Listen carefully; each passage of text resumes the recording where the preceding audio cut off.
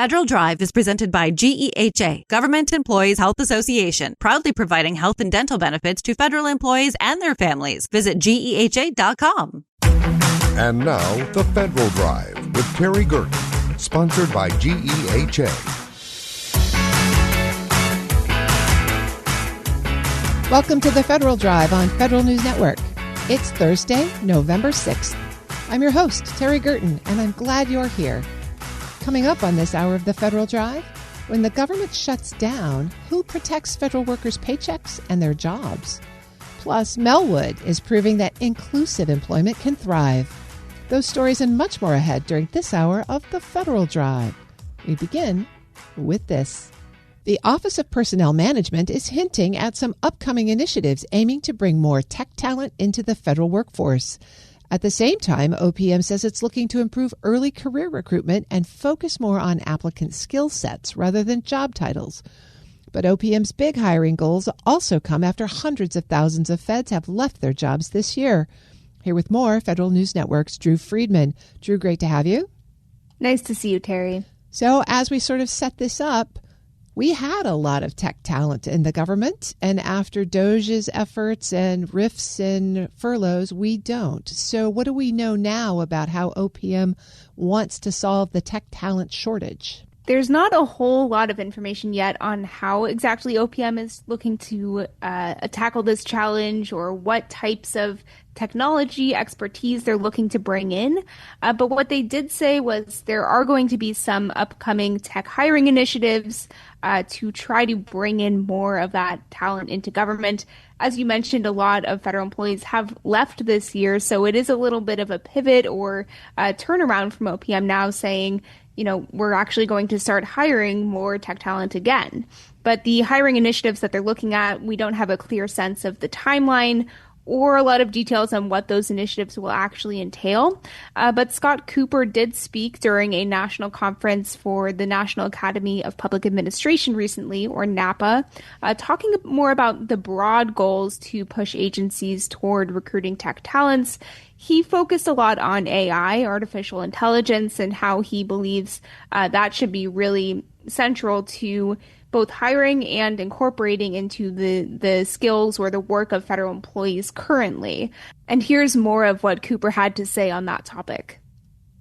And I think the thing that government has to do is not be the last dinosaur. If we do that, look, there's no amount of organizational structure or marketing or anything else that's going to save us. So, look, I just think we have to be willing to embrace these things. Risk-taking generally has not been a kind of strong suit of government, quite frankly. And we've got to push people to go a little bit out on the risk curve to be able to be willing to kind of adopt new technologies. If we don't, quite frankly, we're not doing any service to the American people, and we're certainly not doing any service to the employees who are in the government today.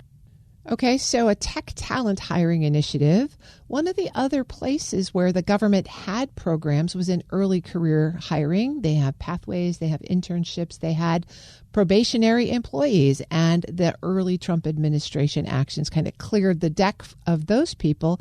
Now OPM is talking about a plan for early career talent. Tell us about how they're squaring that circle. Right. This is, again, a bit of a pivot, or a pretty large pivot, to be honest, for what the Office of Personnel Management is looking at here, trying to hire more young talent. And they've talked a lot about the statistics of the federal workforce, where it's on average older than the nationwide workforce, and very few federal employees are under age 30. So there's been this ongoing push for many years, not just this year, to hire more early career workers into federal jobs. But, you know, with, as you mentioned, some changes over the course of the year, firing of probationary employees impacted a lot of presidential management fellows and other early career talent. For example, the PMF program was also eliminated due to a Trump executive order earlier this year. So there have been pushes in the opposite direction that may deter some early career talent from entering the government. Still, OPM Director Scott Cooper said that is going to be a major priority for OPM. He didn't give a lot of details yet on how exactly that initiative would be accomplished, but he did say he wants to try to encourage more young people to join public service. At the same time, he also discouraged this idea that individuals should be spending their entire careers in either the public sector or just the private sector. He wants there to be more flexibility for employees, for example, to join the civil service, leave the civil service over the course of a career. He explained a little bit more about his thinking behind that. I think we need to dispel the myth that you have to kind of devote yourself at the age of 21 to a 40-year, career as a civil servant, or you have to kind of, go through the other door and devote yourself to a 40-year career in the private sector. I think one of the things we've done a really poor job on is embracing kind of people having evolving career opportunities that encompass both private sector and public sector. And so that's another area where I think OPM can help here, and we can roll out some programs, hopefully. I think we need to kind of eliminate this dichotomy that you're making a left turn or a right turn. And, the world in my mind is just not linear like that. I think the world is much more complicated, and the government needs to evolve in that respect as well. So that's not exactly new thinking. People have been saying there needs to be more flexibility to move in and out of government to and from the private sector for a long time. How is federal hiring changing? Is it going to be hiring? We're still in a hiring freeze. Right. So for the better part of the year, really up until just October, there was a hiring freeze for most of government. Technically, a lot of hiring is still on pause, but there seems to be a bit of a pivot or turning point in that going forward with some stipulations. So President Trump issued an executive order in mid-October that essentially is going to have political appointees have a heavier hand in agencies' hiring decisions. Their agencies are being required to create these new hiring committees that are going to have to approve any new federal hire that comes into that agency. And those committees are going to be composed of senior agency leaders and other non-career federal employees. At the same time, agencies are going to be putting together staffing plans in the next couple of weeks, really, to look at what their headcount is going to be and what their goals are for the coming months or the coming year. But those staffing plans, again, have to get approval and sign off from OPM, as well as the Office of Management and Budget. So it seems like the Trump administration is loosening things a little bit in terms of hiring, but there's still going to be some pretty strict approval processes and a lot more influence from political appointees as that continues. So that's really, I think, the trend that we're going to start to see over the next several months, next couple of years, in terms of how federal hiring is going to really change for the long term. Well, and since we don't yet have appropriations for 2026, agencies don't know what their pay budgets are going to be. So it's going to be really difficult to match those plans to budget, right? It will be pretty complicated. It's not something I imagine agencies will be able to do in the short term, at least until they have an idea. It's possible they could potentially put together a plan based on a continuing resolution or some type of older budget. But yeah, a lot of this is definitely in flux still, and something that, agencies are potentially going to have to wait on until they really understand what the long-term picture looks like in terms of funding and headcount and what they're able to do. So did Mr. Cooper offer any broader insight into how OPM wants to change the hiring processes overall? So he did talk about this idea of centralizing hiring, and it's, again, another idea that we've heard many times from different OPM directors and over the course of several years to try to make the hiring process streamlined. So that can include, trying to reduce time to hire, trying to incorporate skills-based assessments rather than self-assessments, eliminating degree requirements and focusing more on federal employees or applicants' skills rather than their educational background. And then also things like pooled hiring and shared certificates, where if there's a specific type of job, for example, like a program manager, that's something common across multiple agencies, try to share lists of qualified candidates to make that hiring process a little bit faster. All of these things are ways that agencies have already been trying to change the federal hiring process for the last several years, at least. It's something that OPM, to some extent, is continuing in its merit hiring plan. So I think we're going to see potentially more guidance, more movement on that front now that we're seeing at least a little bit of loosening again in the federal hiring freeze. This might take a while for it really to for us really to see the big picture, but it's something certainly that OPM has been talking more and more about and that they're going to try to move forward with. That's Federal News Network's Drew Friedman. Drew, thanks for this peek behind the OPM curtain. Thank you, Terry. You can find her story at federalnewsnetwork.com. Still to come, where the government shutdown is affecting intellectual property. This is the Federal Drive with Terry Gerton on Federal News Network.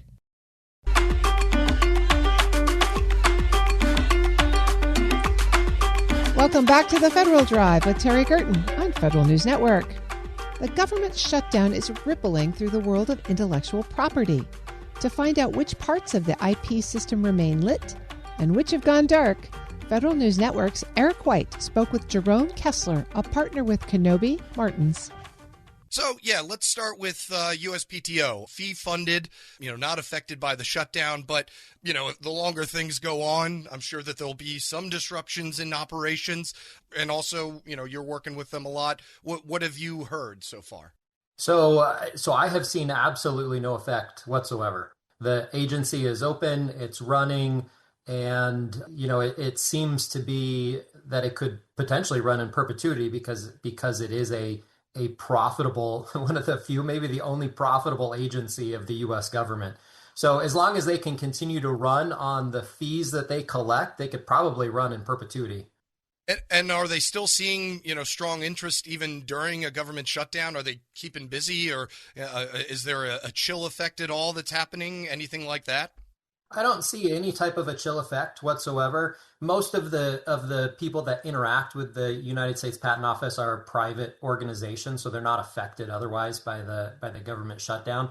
Now, obviously, if the shutdown continues, I'm sure there are organizations that rely on federal funding that would be affected, but I think that number will be relatively low in comparison to the private organizations that deal with the USPTO.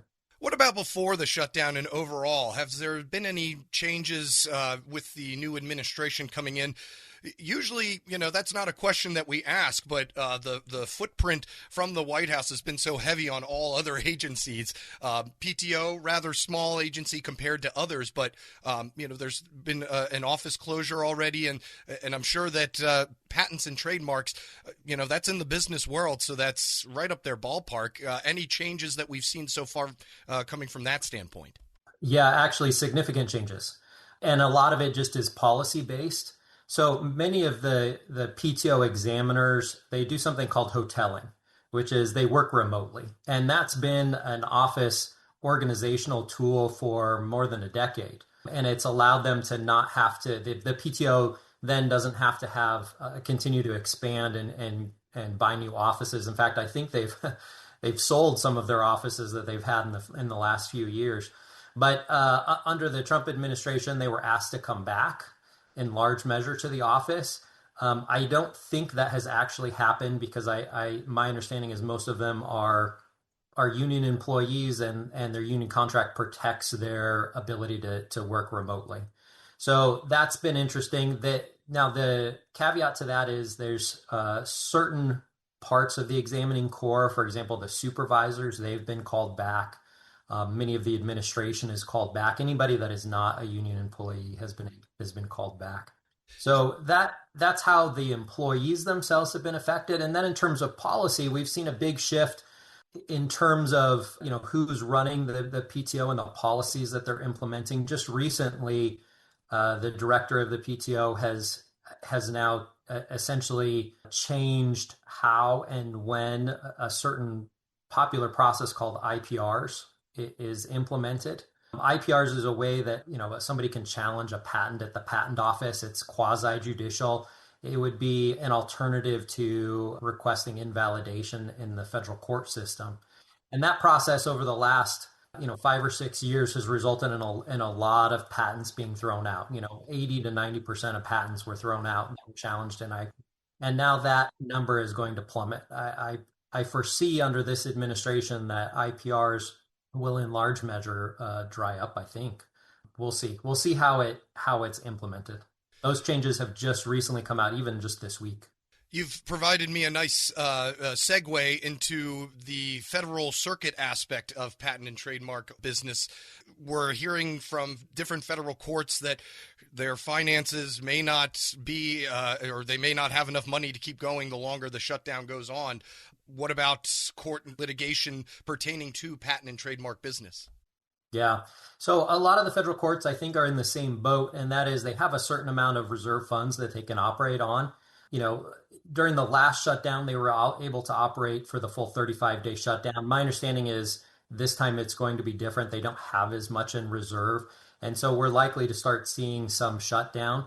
We've already seen, not in the federal court system, but in, for example, the ITC, which is a quasi-judicial court system, that they've completely shut down and pushed all dates indefinitely until they reopen. The federal courts, I believe, are going to stay open. They're going to have some essential staff stay on, judges and likely their clerks, and will continue to do some functions. But it remains to be seen exactly what they consider important enough to continue with. And we've seen backlogs really grow exponentially for other areas of federal litigation just because of the turnover at the Justice Department overall. Is that the case as well when it comes to trade law and patent and trademark law as well? Yes, and it really depends on the court system that you're in. Some court systems have seen big backlogs and continue to grow, mainly because they're popular for patentees to file in. Other court systems don't see a lot of patent filing, so they're probably unaffected in that respect. But overall, I think our judicial system it feels overwhelmed, and patent lawsuits, like all other lawsuits, take longer than I think all of us would like to get resolved. Going to ask you a very broad question here, so feel free to just zero in on whatever aspect you're comfortable discussing. But, you know, the patent and trademark process, where is it at right now in regards to all the new technologies that we've seen come online, the innovation of large language models? I'm sure that some people are not happy to see some of their creations and their intellectual property being utilized in those spaces. You know, what can you tell me about the overall process? And, you know, even from a workforce standpoint, you talked about how a lot of patent experts were working remotely now. Is that the case overall throughout the industry? I threw a lot at you right there, just getting your thoughts here. Yeah, that was quite a bit. Let me try and unpack that a little bit. So in terms of copyright and trade dress infringement for training in AI, I think that's an open question. And I think there's going to be a lot of lawsuits, and we'll see how those lawsuits play out, right? There's this concept of fair use where you can, use people's copyrights for fair use. It remains to be seen whether or not training in AI is considered a fair use. So I'm going to probably refrain from putting a definitive comment there. In terms of, I'm sorry, maybe you could ask your follow-up question. It's just how the patent process has changed overall over the past few years with, like you had mentioned, a lot of patent experts working remotely. There not necessarily being any, are there any written patents nowadays? And, just wondering about that process and how it's changed overall. Not an inventor myself, so if I come up with something, I'd like to know how to do it. Yeah, absolutely. To be honest with you, other than the technology that enables the patenting process, it really hasn't changed much in a very long time, probably the last 70 years. Now, politically, depending on which party is involved and who the director is, there has been a push kind of to limit patenting and to expand patenting, right?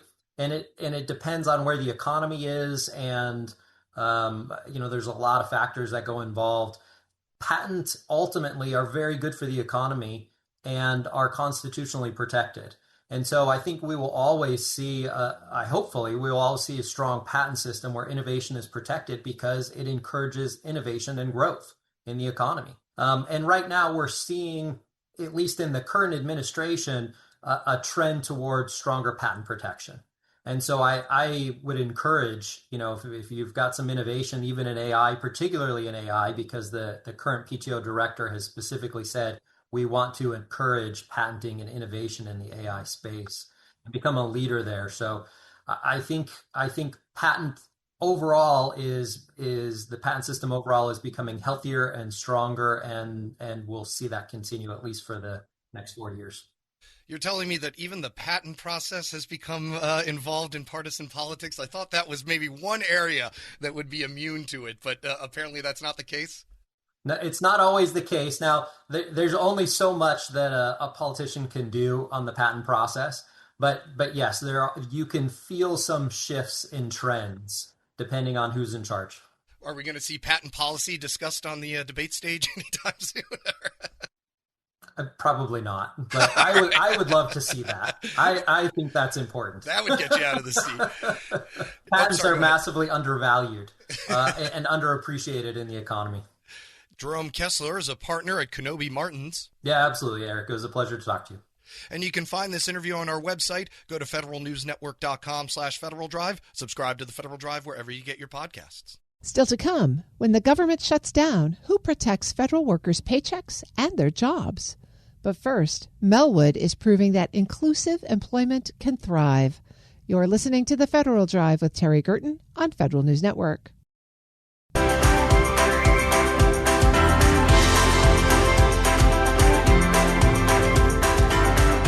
Welcome back to the Federal Drive with Terry Gerton on Federal News Network. Melwood has been a pioneer in disability employment for nearly 60 years. Today, the organization supports workers at more than 60 federal sites, delivers tailored vocational services, and partners with researchers and agencies to expand opportunities for neurodivergent talent. Here to share how Melwood's model continues to evolve and what it means for the future of inclusive work is President and CEO Larissa Couts. Larissa, thank you for joining me. Thank you so much, Terry. Melwood has been a leader in disability employment for nearly 6 decades. How would you describe the mission today, and how has it changed over that time? Well, today, Terry, Melwood is actually a family of companies with a shared vision of a world in which people with disabilities are fully included. For about 6 decades, we were one nonprofit entity, and recently we restructured in a way so that we can serve more people, have a greater impact, and grow the number of individuals that we serve. Tell us about that restructuring and what it looks like today. So today it looks like Melwood Inc. is our parent holding company where we have all of our shared services, which we then flow down to our subsidiary companies, one of which is a federal contractor, a social enterprise, through which we employ nearly 900 individuals with disabilities on 60 plus federal contracts around the DC region. And we have Melwood Community Services, which provides licensed services to individuals like day programs. We have a camp for children with and without disabilities. We do after school programs. We're working on affordable housing now. So we have a number of companies with different missions, but all basically united by this vision that people with disabilities will have every opportunity that they'd like to be included in the community. It sounds like it's more a life cycle of care. Absolutely. We started doing a lot of workforce development and employment. That was the goal that began our nonprofit. But the more you work with that one pillar of the stool that makes up anyone's life, the more you see the need for healthcare, housing, community, and other aspects of what helps any person reach their full potential and live a life in the community that they choose. Let's go back to the specific vocational support services that you offer. What are some unique capabilities that you provide to help individuals with disabilities really succeed and grow? Absolutely. So we start from the pre-work world, which is workforce development. And we have done boot camps and trainings in a variety of different industries, including IT and tech, cybersecurity, AI, the construction trades, including as well as custodial, landscaping, mailroom. Will help train anybody with a disability in any field that they would choose to enter. Then we'd help them find a job, either it's with Melwood or with an employer in the community. And then we stay with them as a job coach, as someone that helps them integrate into the workforce, have hard conversations with your supervisor. How do you write an email when you're angry and frustrated? and work with transportation needs, housing needs, other things that arise that really do throw barriers and pitfalls in your road as you try to continue your career. That sounds like training all of us could use a little bit of a refresher on. I think that's right. I mean, I think the needs of of every person with a disability are not unique. I think a lot of the needs are the things that we see. And we do a lot of training for employers as well, and individuals who do not have disabilities on how to help accommodate, be inclusive, and really listen to the needs of their employers and colleagues. So as you bring these folks in to the federal contractor space at Melwood, what are the toughest adaptations that they go through, and how then do you work with government agencies to make sure that they're effectively using the talents of these individuals?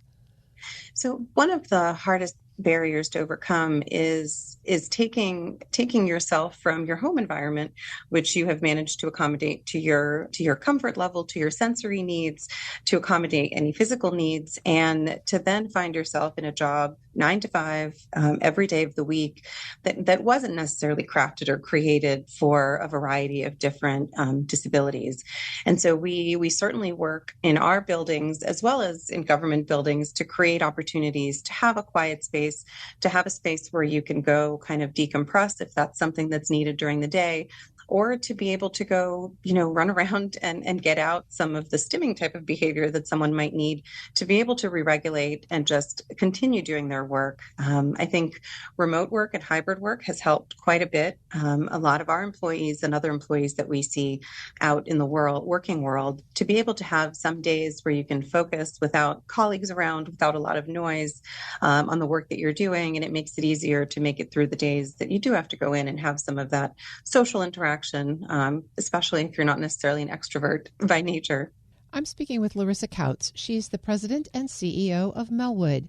Larissa, I want to go back a couple of years because Melwood partnered with MITRE and the University of Washington to launch a neurodiversity at work playbook and pilot with some federal government agencies. Can you tell us what you learned from that pilot and how it's playing out in the work that Melwood is doing now?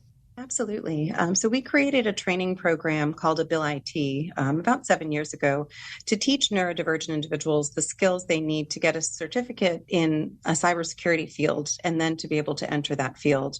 And we worked with the National Geospatial Intelligence Agency to help them fill openings that they had for cybersecurity specialists, and worked with them to understand the value of having someone who looks at things a little bit differently, is neurodivergent, and found that the skills that they bring to the table are unlike other skills that that organization had seen, where they can catch mistakes, they can see patterns, they can really catch issues that weren't being caught. So it worked wonderfully, and we were able to adapt kind of the Autism at Work playbook for a neurodiversity in the federal government playbook, which we hope to continue to do in the future. Right now, we're taking our AbilIT program nationwide and teaching other nonprofits around the country to do the training so that we can help fill the labor needs of national companies that are looking for cybersecurity, as well as now AI technicians and individuals that can get certificates in those fields. And I think the neurodivergent population is perfect for the job. It seems like such a crucial enabler because so many times folks who are neurodivergent have a difficult time getting through the hiring process, right? Absolutely. And that's part of the program. It's a 14-week program. A lot of it is on the substantive IT skills to get your certificate, but half of the time is spent on developing the skills that you need to get through an interview, to get through orientation, and then to grow your career and to be able to communicate with supervisors. I want to also point out a recent study with Virginia Tech showed that Melwood's model outperforms other employment mechanisms in both quality and cost effectiveness. What is it about the Melwood model, maybe the key ingredient to your soup, that makes it work so well? A lot of it is the wraparound supports and the professional development supports that we offer, not just to our students, but also to the employers. So having employers at the front end that have needs for the workforce really helps make sure we have the pipeline of workforce development training all the way through the job. And then we stay with the individuals and we will coach them. And if they don't make it in the first job, we will help them find a second job and maybe find a different line of IT tech to go into if the first one that they chose didn't work. I know you've been in this space for a while, but I'm wondering, are there still things that surprise you in encounters with employers as they encounter this population? Well, one of the employers that we've worked with, Enabled Intelligence in Falls Church, they do data annotation and labeling for computer vision models, teaching AI essentially to recognize what is on a picture or on a map. And they have both higher quality and speed in the work that they're able to do. As a for-profit company, they're recognizing the return on investment that they have by making their hiring practices inclusive of the neurodivergent population. So there really is an economic reason to do this. And what would you recommend as best practices for other employers, public or private, who want to build more inclusive workforces? I would encourage them to not be afraid of the word disability and to include a conversation about inclusion and accommodations right up front in their job descriptions, in their hiring practices, in their orientation, and create space for people to feel comfortable asking for accommodations, which frankly usually cost less than $400 per employee, often are free, and will create an inclusive culture for all of your employees. And find a workforce that's liable to stick with them for a long time, right? Absolutely. You'll find loyal employees that will not job hop, but will stay in a place where they feel welcome. I've been speaking with Larissa Kautz. She's the president and CEO of Melwood. Larissa, thank you so much for being with me today and for the great work that Melwood is doing. Thank you for having me, Terry. We'll post this interview at federalnewsnetwork.com/Federal Drive. Listen to the Federal Drive on your schedule and your device. Subscribe wherever you get your podcasts. Still to come, when the government shuts down, who protects federal workers' paychecks and their jobs? This is the Federal Drive with Terry Gerton on Federal News Network.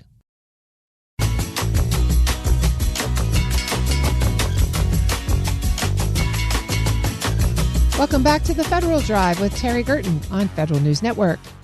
As the current shutdown tops the 35-day record of Trump's first administration, the impact on the federal workforce continues to grow. The administration has signaled it may withhold back pay from furloughed workers and proceed with mass reductions in force despite clear legal protections. Federal News Network's Eric White spoke with attorney Heidi Barakowitz to break down the Anti-Deficiency Act amendments, ongoing litigation in California courts, and what federal employees facing RIF notices need to know about their rights and legal recourse. In your experience of federal lawsuits pertaining to back pay during shutdowns, this one is going on and on pace to perhaps even be longer than the longest one in history just because we've really seen no movement or headway. What are we in for here, and what have been your thoughts as you've seen this shutdown play out?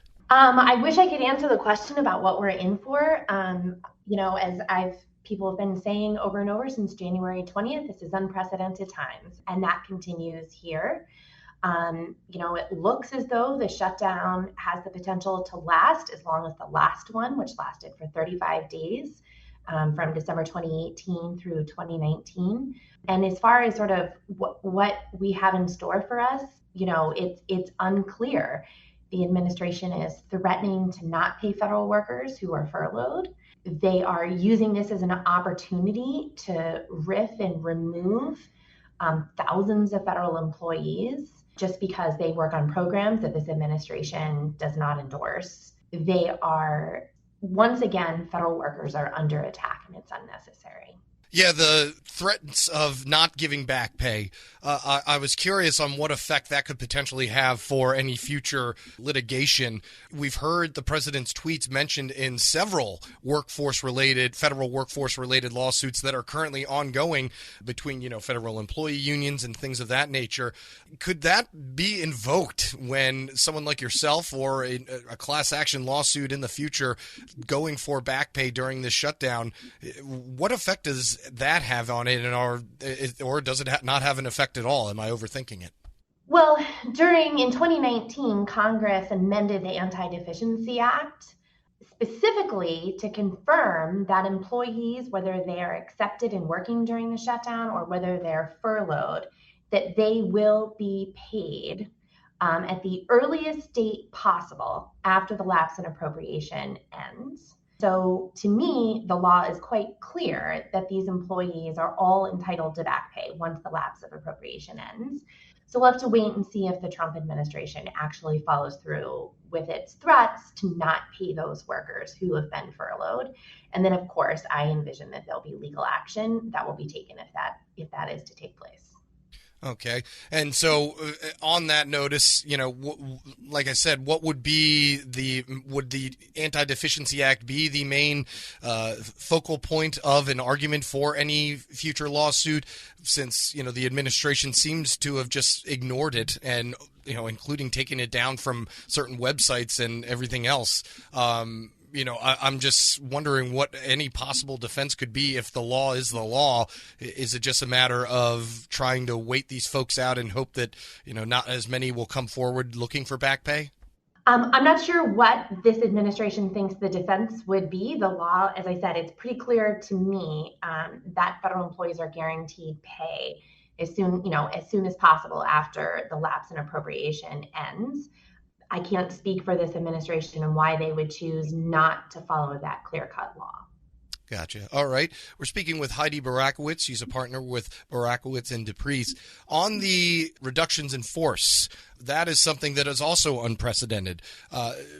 Riffing an agency, I know that, that's not pertaining to the lawsuits that you worked on in the past, but, how much more difficult does it make it to endure being either furloughed or, accepted work, and then all of a sudden you also get a RIF notice in the mail? I can't imagine that that's going to go unnoticed as well in the courts, right?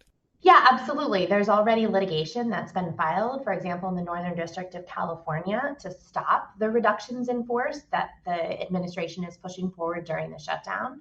AFGE and the democracy groups, Democracy Defenders, Democracy Forward, are at the forefront of that, as they have been with so much to protect workers, federal workers. There's currently a temporary restraining order in place. I believe that they filed for a preliminary injunction yesterday to keep these illegal RIFs from moving forward. And I just can't emphasize, there was an article, we'll get the quote not right, but there was an article in the Washington Post several months ago talking about how the administration purposely wanted to basically torture the federal workforce. And they're using this shutdown as an opportunity to further do this. All of the attacks on the federal workforce are just not necessary. Threatening not to pay the furloughed workers, riffing employees during the shutdown, absolutely. Even if there is a lapse in appropriations, it is not necessary for the Trump administration to attack the federal workforce the way they are. Any suggestions for, employees that are going to be looking to enact their right to go to court after all this is said and done? I don't know if there is any, obviously save the RIF notice if you have it, I guess. But, is there anything that former or current federal employees should do if they are looking to go towards that or go that direction once the shutdown has ended and things get back to normal? Well, I hope that the RIFs do not take place, that the unions who have been just instrumental in protecting the federal workforce and really trying to save democracy, I hope that their lawsuits are successful and that the RIFs that the administration has tried to put forward during the shutdown, that they're able to stop them. If not, I would recommend any federal worker who has a RIF notice that is going forward. There's the Federal Workers Legal Defense Network, which is providing an army of volunteer attorneys who are providing help to federal workers who need it, such as people who are experiencing these RIFs. So absolutely reach out, try to get help, and challenge these illegal RIFs that are happening. Heidi Barakowitz is a partner with Barakowitz and DePriest. Thank you so much for taking the time and providing some insight. Thank you for having me. And we'll post this interview on our website. Go to federalnewsnetwork.com/Federal Drive. Subscribe to the Federal Drive wherever you get your podcasts. Pentagon leaders came under fire Tuesday for quietly reorganizing part of the Defense Department's policy office without notifying Congress. Federal News Network's Anastasia Obis is here with more. Anastasia, great to have you. Hi, Terry. What exactly is the issue here? What did the Pentagon change? So Austin Dummer, who was nominated to be Assistant Secretary of Defense for Strategy, Plans, and Capabilities, was testifying in front of the Senate Armed Services Committee on Tuesday. This is one of the most consequential policy roles in the Pentagon, but the lawmakers were not aware until last weekend that his title had changed. Dummer's previous title was Assistant Secretary of Defense for Strategy, Plans, and Forces. According to Senator Jack Reed, he's the top Democrat on the committee, the department said that this is just a cosmetic change, that his responsibilities and duties are the same. But from the limited information that has been provided to Congress, it looks like it's not just a wording change. The department, for instance, realigned portfolios of 3 deputy assistant secretaries who report to the Assistant Secretary of Defense for Strategy, Plans, and Capabilities, and that's the position Dummer would fill if he's confirmed. Responsibility for AUKUS, for example, which is a trilateral security partnership between the UK, the US, and Australia, used to fall under the Deputy Assistant Secretary of Defense for Force Development and Emerging Capabilities, but looks like oversight of AUKUS will shift to another Assistant Secretary of Defense's office, and that would take it out of Dummer's portfolio if he's confirmed. And according to a memo provided to Congress, the changes were finalized on October 8th. Here's Senator Jack Reed. Normally, when the department conducts such a reorganization, it will send to the committee a summary of those changes for our review and consideration before the committee proceeds with the nomination. This is important because the Senate has a constitutional duty to advise and consent on all Senate-confirmed nominees. As such, having a basic understanding of a nominee's duties is imperative to our oversight role. Unfortunately, that did not happen in this case. Rather, we were informed this weekend that these changes had been made, and they were designed to, quote, realign certain policy activities and rebrand parts of the organization to better reflect the priorities of the Trump administration. Anastasia, in the course of the hearing, did the Senate committee members seem to be satisfied with the explanation for this reorganization? Not really, especially given that Dummer said that title change is just simply wording change and that his responsibilities and duties are the same, but it doesn't appear to be the case. And as the conversation went on, it turns out this isn't the only change that the Pentagon's made, right? What other sorts of information has DOD been maybe less than transparent about with Congress? Republican Senator Roger Wicker, he's the chair of the committee, said that the office hasn't been consulting with the committee on the national defense strategy or on the global posture review.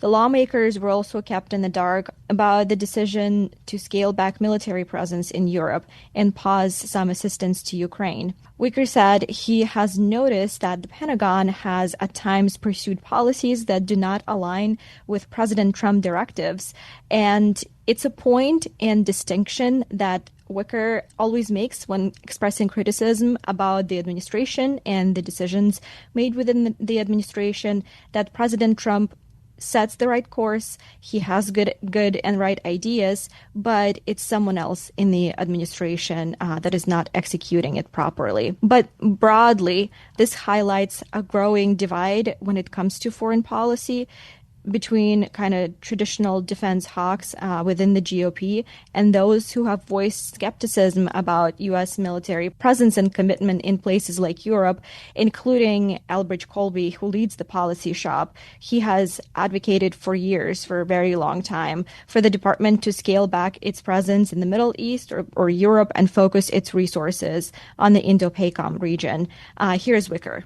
I've noticed an unsettling trend this year. At times, the Pentagon officials have pursued policies that are not in accord with President Trump's orders or seem uncoordinated within the administration. We saw one example of this last week in the decision to withdraw an infantry brigade combat team from Romania. We noted that this decision did not appear to reflect the policy mandate of President Trump. Just 2 weeks ago, the president had said that troops would not be withdrawn from Europe. It is unclear to me how the move fits with the commander-in-chief's direction. The department is allegedly conducting a broad review of U.S. forces stationed abroad. I say allegedly because the department has not formally conveyed to this committee that it is actually undertaking such a review. We read about it in the newspapers. And here's Republican Senator Dan Sullivan. I mean, the President of the United States is incredibly responsive. Pete Hegseth is incredibly responsive. You know who the hardest guy to get a hold of in the Trump administration is? The Undersecretary of Defense for Policy. I hope he's watching. I'm meeting with him tomorrow. Maybe he'll cancel on me. I don't know.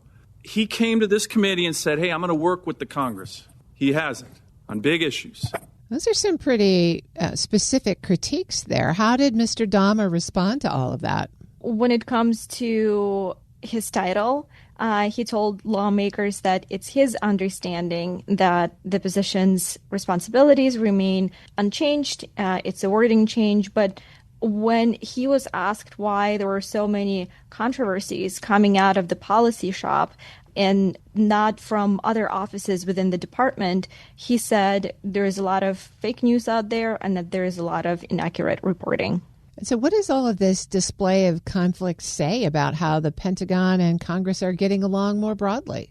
Yeah, the hearing revealed months of private growing frustration among Republicans over being kept in the dark and excluded from major policy decisions. This is also happening as many lawmakers have expressed concern regarding the Pentagon's legally questionable campaign against what they allege the drug traffickers from Venezuela. On top of that, there is also a memo from Defense Secretary Pete Hegseth issued recently, and the memo bars all DoD personnel from communicating with Congress unless it's approved and cleared by the department's Office of Legislative Affairs. So we have some reports this week about a list of restricted topics that need prior approval, and that would include maritime activities in the Southcom, including counter-narcotics operations, the national defense strategy, acquisition reform, budget and reconciliation spending plans, the electromagnetic spectrum, critical minerals, and AUKUS. Anastasia, you follow this super closely. What do you see as the potential resolution for this? Is Congress going to get more engaged in oversight? Is the Pentagon going to be more defensive? How do you think they get to a better understanding? Congress will probably write a lot more strong-worded letters, and we'll see how this gets resolved. But given the memo that Hegseth recently issued, I don't see how it's going to improve. That's Federal News Network's Anastasia Obis. Anastasia, thanks for the story. Thank you, Terry. You can find her full story at federalnewsnetwork.com. The Federal Drive with Terry Gerton is produced by Eric White and Michelle Sandiford. Our web editors are Daisy Thornton and Stephanie Wright. For the latest updates, stay with federalnewsnetwork.com or follow us on Facebook, YouTube, and LinkedIn. I'm Terry Gerton. Thanks for listening.